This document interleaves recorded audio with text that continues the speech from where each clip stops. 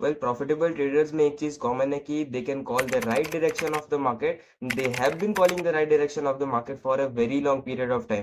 पर जब हम एक नए स्टार्टर होते हैं तो हम जो है ट्रेंड आइडेंटिफिकेशन में बहुत ज्यादा अटकते हैं। जब हम अपना बायस डेवलप करने का ट्राई करते हैं कि आज मेरे को बाय साइड पे जाना है या फिर आज मेरे को सेल साइड पे जाना है, हम बहुत ज़्यादा कंफ्यूज हो जाते हैं। हमको पता नहीं चलता है कि भाई कैसे आइडेंटिफाई करना है, क्या एग्जैक्ट प्रोसेस होने वाला है, क्या करना चाहिए, क्या नहीं करना चाहिए, हमको कुछ भी नहीं पता होता है। इन दिस पर्टिकुलर वीडियो में आपके साथ exactly complete road map share करने वाला हूँ कि आप अपने ट्रेंड आइडेंटिफिकेशन को बिल्ड कर पाओ। सबसे पहले हम यहाँ पे टेक्निकल चीज़ों को समझेंगे कि भाई ट्रेंड क्या होता है, एग्जैक्टली उसका स्ट्रक्चर कैसा दिखता है। उसके बाद हम उसको रियल चार्ट्स में जाके टेस्ट करने वाले हैं कि भाई सच में ट्रेंड आइडेंटिफाई हो भी पा रहा है या फिर नहीं। तो अभी व्हाइट बोर्ड में देखो। तो अब ट्रेंड का मतलब क्या होता है? देखो, ट्रेंड का बेसिक मतलब होता है कि भाई प्राइस में जो भी मूवमेंट आता है इसको बोलते हैं ट्रेंड। तो प्राइस में किसी तरीके का मूवमेंट आ सकता है, बेसिकली दो टाइप का प्राइस में मूवमेंट आ सकता है, या फिर प्राइस जो है वो ऊपर जा रहा है या फिर प्राइस जो है वो नीचे जा रहा है। तो ट्रेंड भी दो टाइप का होना चाहिए, बट एग्जैक्टली एक कंसेप्शन है यहाँ पे कि ट्रेंड जो है वो तीन टाइप का होता है। एक एग्जाम्पल सबसे पहले इससे समझो कि लेट्स से कि आज गोल्ड का प्राइस 100 रुपये था, उसको कल को जाना है 200 रुपये। तो क्या वो आज से कल के अंदर ही, एक दिन के अंदर ही वो क्या 200 रुपये पहुंच जाएगा? उसके लिए कोई ना कोई तो प्रोसेस फॉलो करेगा ना। इसी प्रोसेस को बुलाया जाता है ट्रेंड। अब देखो, लेट्स से कि आज हमारे पास गोल्ड का प्राइस है 100 रुपये, उसको कल को जाना है 200 रुपये। तो सबसे पहला आज के बाद वो कल जो है 110 रुपये होगा, परसों 105 रुपये होगा, उसके बाद 120 रुपये होगा, उसके बाद 110 रुपये होगा, फिर 130 रुपये होगा।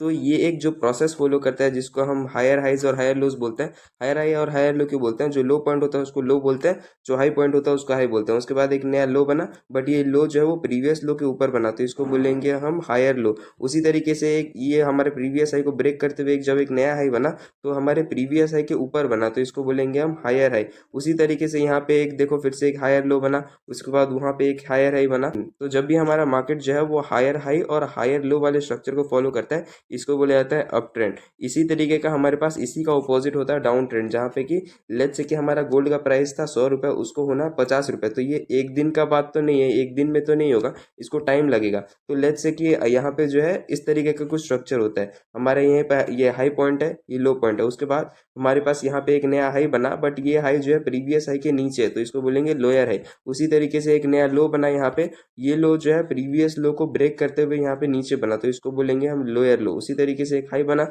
जो कि प्रीवियस हाई के नीचे है, तो इसको बोलेंगे हम लोअर हाई। उसी तरीके से ये एक नया लोअर लो बना।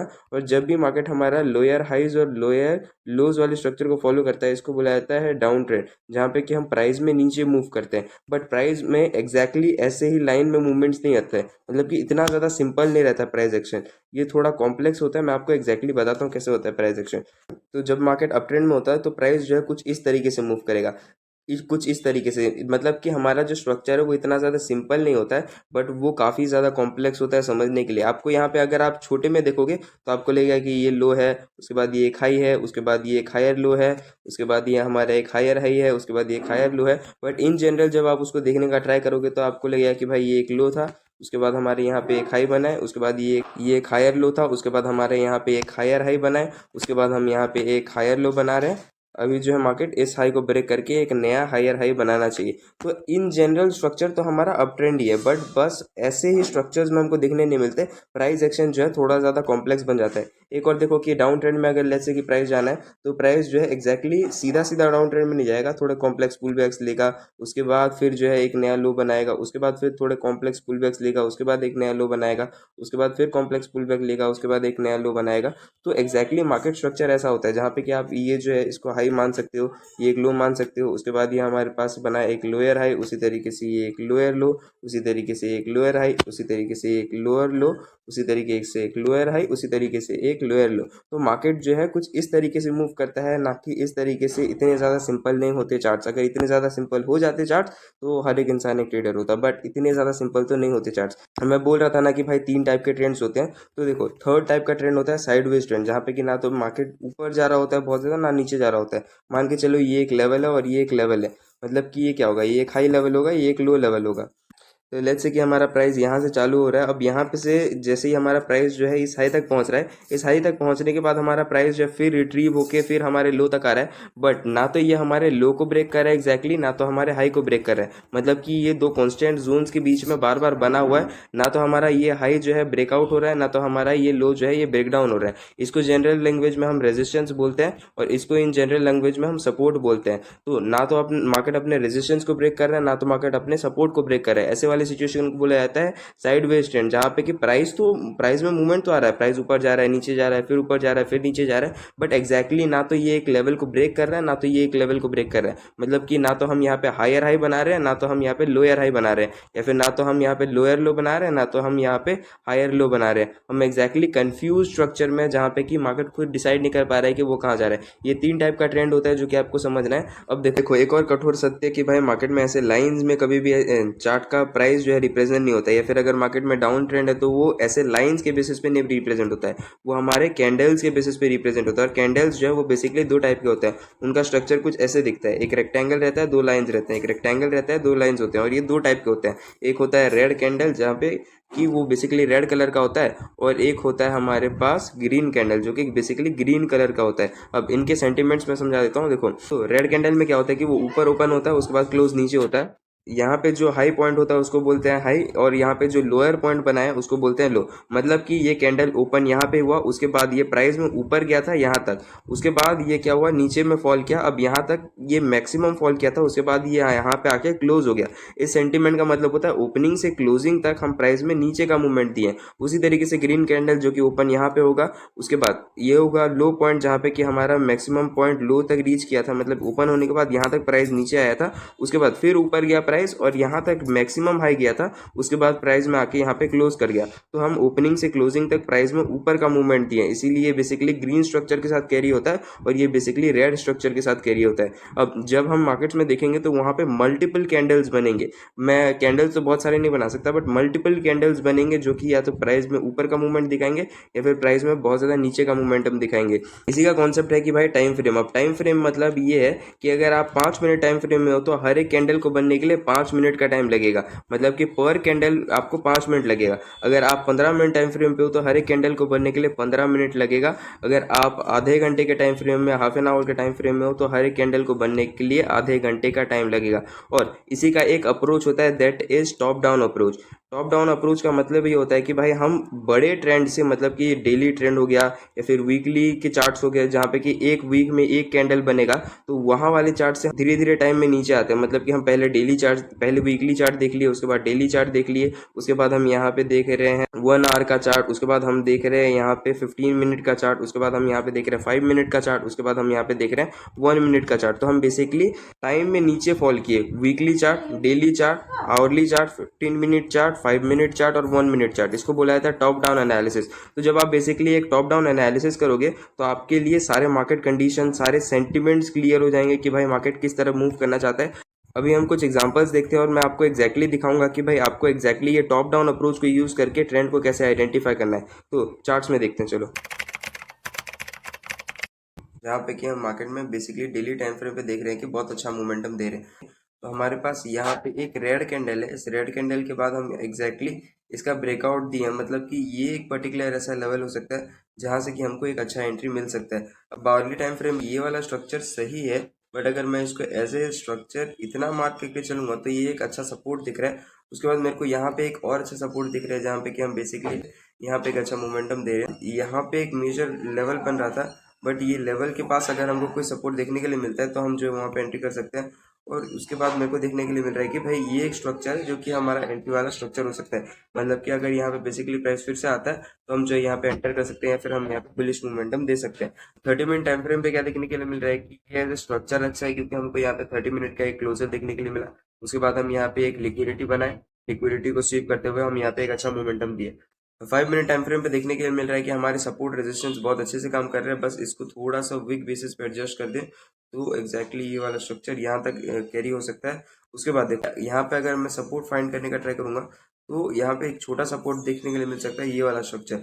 मतलब कि थोड़ा एडजस्टमेंट है, क्योंकि हम यहाँ पे बेसिकली देखो सेलिंग दिए, उसके बाद यहाँ पे जो है थोड़ा कंसोलिडेट किए, उसके बाद यहाँ से पंप ले रहे हैं। मतलब कि ये यहाँ पे हमारा कोई भी एंट्री नहीं होने वाला, बट अगर हमको प्लान करना है तो हम यहाँ पे आने के बाद इस पर्टिकुलर लेवल पे प्लान कर सकते हैं। ये वाला एरिया जो है आप कह सकते हो कि वीक लेवल है, जहाँ पे कि हम एंटर नहीं करने वाले, और ये वाला लेवल जो है हमारे लिए स्ट्रॉन्ग लेवल है। अब जैसे ही हमारे पास लंदन या फिर न्यूयॉर्क टाइम होगा तो हम वहाँ पे देखेंगे कि भाई 1 मिनट टाइम फ्रेम पे कहाँ पे लिक्विडिटी जा रहे हैं। फिर देखो ये तो हो गया गोल्ड का, जहाँ पे हमारा ट्रेंड जो है वो बायस है। हमारे पास 3 सपोर्ट लेवल्स है, जो कि ये वाला सपोर्ट लेवल वीक है, यहाँ पे हम बाय के एंट्रीज ढूंढ सकते हैं, यहाँ पे हम बाय के एंट्रीज ढूंढ सकते हैं। नेक्स्ट एग्जांपल यूरो यूएसडी का। अब देखो यूरो यूएसडी में क्या है कि हम यहाँ पे बुलिश मोमेंटम दे रहे थे, यहाँ पे एक रेजिस्टेंस लेवल देखने के लिए मिल रहा है, डेली टाइम फ्रेम पे हमारे रेजिस्टेंस लेवल के पास प्राइस जो है बहुत अच्छा मूवमेंट करते हुए आ रहा है। तो मे भी ये रेजिस्टेंस लेवल को ब्रेक कर सकता है। तो ये रेजिस्टेंस लेवल जो है इतना ज़्यादा क्रूशियल नहीं होगा, रेदर देन हम अपना रेजिस्टेंस जो है यहाँ से लेके यहाँ तक का हम अपना रेजिस्टेंस बना सकते हैं। नीचे वाला रेजिस्टेंस को रहने देते हैं। अब देखो प्राइस के बेसिस पे हमको देखने के लिए मिल रहा है कि ये बहुत टाइम से बुलिश चले आ रहा है। अब अगर ये बुलिश चले आ रहा है तो हम यहाँ पे बेरिश अपॉर्चुनिटीज ढूंढने का ट्राई नहीं करने वाले। तो हमको देखने के लिए मिल रहा है कि ये एक मेजर एरिया था जहाँ से कि हम कैरी कर रहे हैं मोमेंटम को। तो अभी हम जो है सीधा सीधा 1 आवर टाइम फ्रेम में चलते हैं। एग्जैक्ट मार्केट स्ट्रक्चर के बेसिस पे जो हमारा यहाँ पे सपोर्ट बनाए थे, वो वाला सपोर्ट जो है हम इसको नीचे थोड़ा शिफ्ट कर सकते हैं, जहाँ पे कि हमको एक अच्छा अपॉर्चुनिटी देखने के लिए मिल रहा है। उसके बाद ये रेजिस्टेंस, इसको मैं डिलीट कर रहा हूँ क्योंकि मेरे को एक और एरिया दिख रहा है जहाँ पे कि हम रेजिस्टेंस लेवल मार्क कर सकते हैं इस दिस पर्टिकुलर एरिया, जिसको कि हम ब्रेक कर चुके हैं। अब अगर हम इस पर्टिकुलर एरिया को ब्रेक कर चुके हैं और हमारा ट्रेंड जो है बहुत टाइम से बुलिश है, और ये जो है एक रेजिस्टेंस लेवल है, तो अगर ये रेजिस्टेंस इस रेजिस्टेंस लेवल को टेक ऑफ करता है, सीधा सीधा स्ट्रेट फॉरवर्ड तो टेक ऑफ नहीं करना चाहिए। मतलब कि यहाँ पे अगर हमको थोड़ा बहुत सेलिंग देख के यहाँ पे फिर से हमको एक बाइंग अपॉर्चुनिटी मिलता है, तो हम जो है बाद इस ब्रेकआउट स्ट्रक्चर के बाद यहाँ पे कहीं ना कहीं एंटर करने का ट्राई करेंगे, या फिर अगर यहाँ पे एक लिक्विडिटी देखने के लिए मिलता है तो हम जो है इसके ब्रेकआउट स्ट्रक्चर पे एंटर करने का ट्राई कर सकते हैं, जहाँ पे कि बुलिश के लिए प्लान कर सकते हैं। तो हम अभी यूरो यूएसडी पे 5 मिनट टाइम फ्रेम पे आ चुके हैं। 5 मिनट टाइम फ्रेम पे देखने के लिए मिल रहा है कि यहाँ पे हम जो है एक कैरी फॉरवर्ड मोमेंटम कर रहे हैं। अगर हम इसको थोड़ा जूम आउट करें तो हम यहाँ पे एक रेजिस्टेंस को पहले ब्रेक किए, उसके बाद यहाँ पे लिक्विडिटी के बाद यहाँ पे बहुत सारे सेलर्स एंटर हुए होंगे, जिसको हम ट्रैक करते हुए हम यहाँ पे बुलिश अपॉर्चुनिटी में बने हुए हैं। तो अगर हम यहाँ पे एक बेसिक बुलिश मोमेंटम देते हैं, उसके बाद यहाँ पे थोड़ा बहुत मोमेंटम देने का ट्राई करते हैं, उसके बाद हम फिर से यहाँ पे आके कहीं ना कहीं सेलर्स को बीट करते हुए यहाँ पे अगर बुलिश ब्रेकआउट स्ट्रक्चर देते हैं तो हम एक एंट्री बना सकते हैं। या फिर हम क्या कर सकते हैं कि अगर यहाँ पे प्राइस नीचे आ रहा है, उसके बाद यहाँ पे कुछ लिक्विडिटी के ब्रेक करते हुए अगर यहाँ पे एक बुलिश स्ट्रक्चर देता है, तो हम जो है बायस के लिए जा सकते हैं। क्योंकि हम सेलिंग के अपॉर्चुनिटी तब तक नहीं ढूंढ पाएंगे जब तक कि हमारे पास 2-3 दिन पे बेसिक सेलिंग मोमेंटम बहुत ज़्यादा नहीं आ रहा है। जब तक हमारे पास एक मेजर सेलिंग मोमेंटम नहीं आ रहा है, जैसे कि यहाँ पे चल रहा था हमारे पास मेजर सेलिंग मोमेंटम ये रेजिस्टेंस से, तो हम ये रेजिस्टेंस के पास जैसे यहाँ पे कुछ ना कुछ स्ट्रक्चर बनने लगता तो हम यहाँ पे सेलिंग की अपॉर्चुनिटीज ढूंढते। बट एग्जैक्टली हम यहाँ पे बुलिश अपॉर्चुनिटी पे बने हुए हैं, जहाँ पे मार्केट जो है वो बार बार सेलर्स को टेक ऑफ कर रहा है, तो हम यहाँ पे सेलिंग की अपॉर्चुनिटीज नहीं ढूंढ पाएंगे। तो हमको यहाँ पे बाइंग की अपॉर्चुनिटीज ढूंढना है। और 5 मिनट में देखने के लिए मिल रहा है कि हम यहाँ पे एक मेजर एक्सटेंसिव मोमेंटम दे चुके हैं, जहाँ पे कि हम एक मेजर रेजिस्टेंस पे 110% बने हुए हैं। मतलब कि मतलब कि अगर हम यहाँ पे बेसिकली थोड़े बहुत यहाँ पे अगर हमको पुल बैक मिलते हैं इस पर्टिकुलर एरिया पे, या फिर इस पर्टिकुलर एरिया पे हम आके यहाँ पे लंदन या फिर न्यूयॉर्क सेशन में एक बुलिश ब्रेकआउट स्ट्रक्चर दे सकते हैं, तो हमारा टारगेट जो है इस लेवल तक हो सकता है, या फिर अगर इस लेवल के ब्रेकआउट तक, मतलब कि इस लेवल के लिक्विडिटी तक हमारा टारगेट हो सकता है। इसी तरीके से हमको देखना है। अब बहुत ज़्यादा लंबा नहीं बनाना है इसको, थर्ड एग्जाम्पल पे चलते हैं। अब number third example is USD JPY का चार्ट। यूएसडी जेपीवाई का चार्ट देखने के लिए मिल रहा है कि भाई सेलिंग ट्रेंड में आता हुए दिख रहा है। अब अगर ये सेलिंग ट्रेंड में आते हुए दिख रहा है, तो हम यहाँ पे कुछ ना कुछ सेलिंग के लिए प्लान करने वाले हैं। तो हमारे पास ये एक मेजर मोमेंटम है जो कि हमको देखने के लिए मिल रहा है। उसके बाद हम कुछ दिनों से यहाँ से कहीं ना कहीं सेलिंग देखने के लिए मिल रहा है, जो कि एक लेवल अच्छा भी बना हुआ है।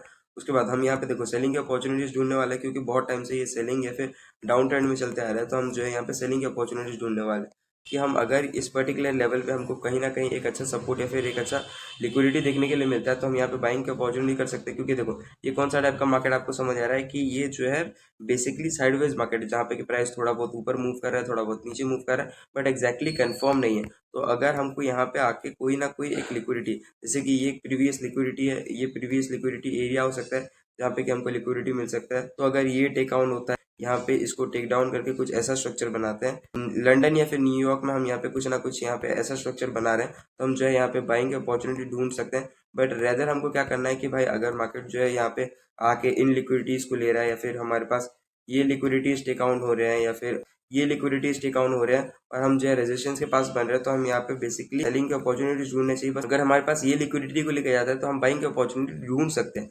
30 मिनट पे एज ए मेजर स्ट्रक्चर हम सेलिंग पे ही बने हुए हैं, क्योंकि देखो हमारे पास बाइंग के लिए बहुत सारे कैंडल्स बन रहे हैं, हजारों कैंडल्स बन रहे हैं, बट जब सेलिंग आ रहा है तो जो है एक बहुत बड़े बड़े कैंडल्स बन रहे हैं, बहुत बड़े बड़े कैंडल्स बन रहे हैं। देखो यहाँ पे भी हम अगर देखें तो ये एक बेसिक मेजर एरिया जो कि मैं बात कर रहा था कि यहाँ पे अगर हम इसका लिक्विडिटी लेके एक अच्छा स्ट्रक्चर देते हैं, जहाँ पे कि हम एक ब्रेकआउट स्ट्रक्चर देते हैं बुलिश साइड का, तो हम यहाँ पे बाइंग अपॉर्चुनिटी ढूंढ सकते हैं। रेदर देन अगर हमारा प्राइस यहाँ पे कहीं पे देखने के लिए मिल रहा है तो हम यहाँ पे बेसिकली सेलिंग की ही अपॉर्चुनिटी ढूंढनी चाहिए, जहाँ पे कि बने ये लिक्विडिटी को ट्रैप करने वाले हैं। फिर अगर प्राइस खुलने के बाद अगर हम यहाँ पे जो है बेसिकली फिर से सेलिंग की अपॉर्चुनिटी क्रिएट करने का ट्राई करते हैं, उसके बाद अगर यहाँ पे हम सेलिंग देखने के लिए मिलता है तो हमको बेसिकली इस लेवल तक सेलिंग देखने के लिए मिल सकता है। मतलब ऑन ए मेजर बेसिस हमको सेलिंग देखना है, बट जैसे कि मार्केट स्ट्रक्चर बहुत ज़्यादा कंफ्यूज है, तो अगर यहाँ पे हमको बाइंग के अपॉर्चुनिटी मिलते हैं एक अच्छे ब्रेकआउट स्ट्रक्चर के बाद, एक हेल्दी ब्रेकआउट स्ट्रक्चर के बाद, तो हम एंटर कर सकते हैं। आई थिंक आपको क्रिस्प समझ आ चुका है, बट इसी तरीके से आपको करना है। With this, thank you very much.